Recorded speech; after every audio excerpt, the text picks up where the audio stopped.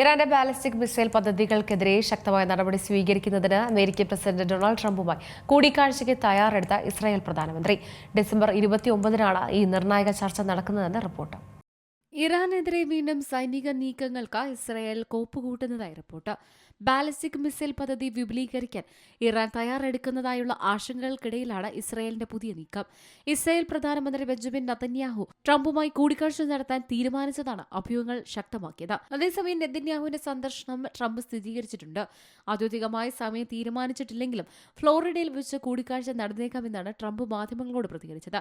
നെതന്യാഹുവുമായുള്ള കൂടിക്കാഴ്ച പശ്ചിമേഷ്യയിലെ സ്ഥിരതയെ ബാധിക്കുന്ന നിർണായക ചർച്ചകൾക്ക് വേദിയാകുമെന്നാണ് പ്രതീക്ഷ.